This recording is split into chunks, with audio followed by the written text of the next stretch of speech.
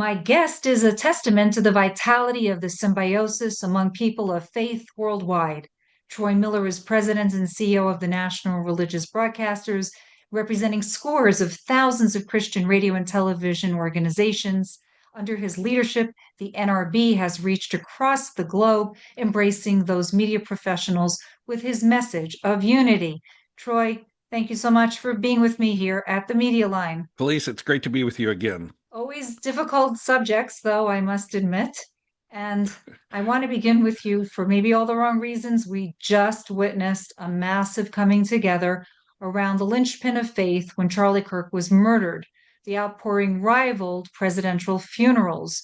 I found it amazing how many people made an effort to find commonality rather than compartmentalizing. It was quite a statement. What do you attribute the whole gathering? And what are you seeing also in terms of there's a lot of libelous terminology roaming social media these days around Charlie Kirk's death? Well, look, two interesting things you just said. First of all, I give the same praise as you to see so many people coming together across so many different, faith platforms and thoughts about Charlie, and that was an incredible gathering. I think it really is a historical moment. I think that's going to go down in history as a real moment within certainly the U.S., if not around the world. And I think what a couple of things were behind it. I think anybody who followed Charlie understood that his murder, this was a murder, his assassination was I think it goes on the line with, I'm just going to say it, with, Martin Luther King Jr. and President Kennedy and Bobby Kennedy. I think it's up on that level because Charlie was such a gentle spirit. And that goes into your second question, sort of about the libel that's going around. I mean, he really saw it. I mean, he spoke at three different NRBs. Charlie and I's paths would cross at different conferences at all times. He launched TPUSA Faith. Anybody who's ever watched him or listened to him knows Charlie cared deeply about people and their lives and how their lives were affected and how they were living them and whether or not they were happy and joyful in their lives. And he cared about that. And that was really what drove his whole, that was his whole mission. And to have his assassination for us played out, I mean today we live in the age of cameras everywhere, and to be played out like that, I think it was a tipping point for a lot of people. I want to go back to, and you're the man, the whole issue of Judeo-Christian relations and some of the problems that are under the surface. Well, they're coming up. And you have people who are creating rhetoric and saying the Jews were responsible for killing Jesus. And now they're saying the Jews were responsible for killing Charlie Kirk. Or they're saying Charlie Kirk didn't really like Israel, he was against Jews. All this is really dangerous because I think it's important to really understand what's real, what's not, and where is this coming from. I think with what we've seen in the last several days, the left, the progressive left, especially the radical left, they haven't read, looked at what's going on in the culture, and look what's going on with the reaction to Charlie's, death and murder, and instead they've doubled down.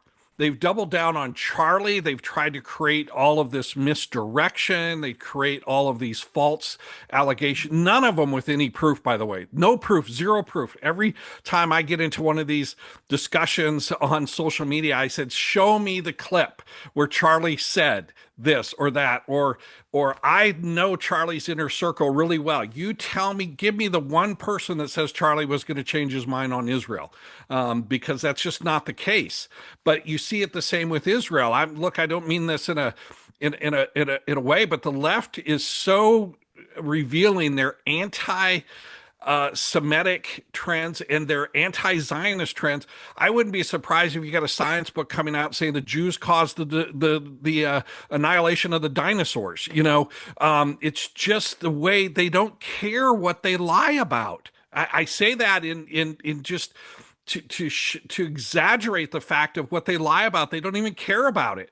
They don't. There's zero. It's just like, this is our message, and we're going to stick to it. And I think they are trying to create so much distrust in the system that people won't trust anybody. But look, That go back, look at all the crowds. The crowds show you that they're rejecting that message. That is being rejected, from the Jimmy Kimmel suspension to the suspension and firing of professors across the country, and teachers, even at the elementary and high school levels. People are rejecting this kind of messaging and saying enough is enough. there was a school today, as we speak, where students in Europe were being asked to draw a picture of the Palestinian flag. Now, for the sake of peace, they should have been asked to draw the picture of the Israeli flag by the same token. And I think that people are losing perspective. So you are already imbuing young kids with information that's one-sided information. Exactly. But because it's not information, it's indoctrination. Okay. It's not, they're not looking for that trying to get that out. Like you said, if you were really about peace, you teach kids how to wave both flags together, in unity, and you'd have a message of unity that was going on out there. But that's not the message of unity. It's not the message that came out of the UN this week. It's not the message that came out of the European nations that jumped on this Palestinian bandwagon at the same time that they have hundreds of thousands of people marching in their cities rejecting this. The elite leaders are doubling down, and it's really mind-boggling. Go back 2 years plus, and you think about October 7th, and you know that the world witnessed the most horrific events by the border with Gaza. 2 years later, did you, Troy, think that Israel would be annihilated, would be in a position where so many countries were against it? And that is the hard reality. Very few came out on behalf of Israel at the United Nations today, in the last few days, for sure. Exactly. And then, look, I commend this administration for standing strong with Israel. And so, excuse me, and blocking that vote, first and foremost. And you're right, very few. No, I would have not. This is a scenario I would have not thought played out. But then again, I think those are on the side of the elite. They are definitely on an agenda. Okay, this is not about what the people want in their country, this country, or any country. This is an agenda at the highest levels that are being played out, because it makes no sense and no common sense. Calling for a Palestinian state. What Palestinian state? Gaza is ruled by one group. The other Palestinian areas are ruled by another group. Both groups have called for the annihilation of Israel. Neither group wants a dual state solution. So what Palestinian state are you even calling for? The whole thing lacks complete logic. It's an agenda just to keep this issue going and to keep the pressure on Israel. And again, like I said, we're seeing this play out, the anti-Semitism and the anti-Zionism at the elite levels. Ambassador Mike Huckabee, a devout Christian, has been vocal about Israel and his feelings for the state. How has this impacted your Christian audience? What have you seen happen because, in particular, of the fact that you have an ambassador who is so much part of you and your beliefs? It is, and it's wonderful. And it's had a huge impact on the Christian community to know that Mike Huckabee is there. And Mike Huckabee is an evangelical Christian who loves Israel, supports Israel, and understands the politics and the geopolitics of the Middle East and what's going on. And not an ambassador there is on a ceremonial kind of. Mike is involved. He's talking about the issues. He tweets about these things, and that has an effect on churches and pastors in this country, because Mike has look, the trust factor. Let me get that words out. With Mike, it's such a high level. I mean, the Christian community trust what Mike Huckabee has to say, and so this is very important. As you know, we've been covering Gaza since its inception, what happened, the horrors beginning with October 7th assault, or without, there's nothing equal to it, and seemingly without end. What can be said that would assuage the pain of this nightmare? I'm not sure if any of us have the right words to take away the pain of October 7th, especially for you all who are continuing to live it in Israel. I'm not sure that we, other than as a Christian community, can see and sort of empathize and feel with what you must be going through. I think that's the biggest thing that has really resonated in the Christian community, though, to understand that we all the only peace that's going to come out of this is God's peace. And that's the peace that we need. That's why the Christian community is praying so hard. Still, I mean, we had churches just in the last few weeks praying for those in Israel, praying for those people still rebuilding their communities, still trying to get their lives back together, still looking at, pictures and loved ones who they lost on that day, or the people who are still held hostage, the loved ones who've never been recovered, you know, and the Christian community has not forgotten that. The secular community and the mainstream media, they've moved into all this geopolitical kind of stuff that's going on, but the Christian community has never forgotten the human factor of all of this. And that's what I just want to say. We're continuing to pray for that on a daily basis. Troy, you bring up a very important point because journalistically, one looks at what was the core of what happened. It had to have the context of what happened on October 7th. And so many people, as you said, have moved on and the story changed. But what really happened was October 7th. And as time goes on, that's where history really tends to change the story. And the value of telling the story over and over or telling the different parts of stories that weren't out yet are so important. Troy, the NRB is a strong proponent of a fascinating piece of legislation. I guess many would support the AM radio for every vehicle act if they knew more about it. So we have discussed it before. Where does it stand? Well, it's in a great place right now. It is out of committee in the Senate. So the Senate is they've been waiting for the House version to get finished. The House version came out 2 weeks ago out of committee, passed out of committee 50-1. We in the U.S. are not immune to our own issues here. We have a government funding issue that's before us right now. So that's taking up a lot of Congress's time. October 1st is a new fiscal year for the government. And so, how are we going to fund the government? We expect once that's finished, this is going to go to the floor for vote in the House of Representatives. We have 301 sponsors. The bill should pass overwhelmingly in the House, and then we'll have a reconciliation with the Senate, and it'll go to the president's desk, and he has promised to sign it. And it's not only important for us in the U.S. here as Christians for AM radio, which the top genre is Christian talk and teach, but it's important for all of us who are consumers of free over the air media, free media, because this stops the gatekeepers, which would be the auto industry, stops the gatekeepers from being able to control your access to information. And this at the end of the day, that's the deep thing behind the AM radio. It's not about technology, it's not about interference, not about electric vehicles.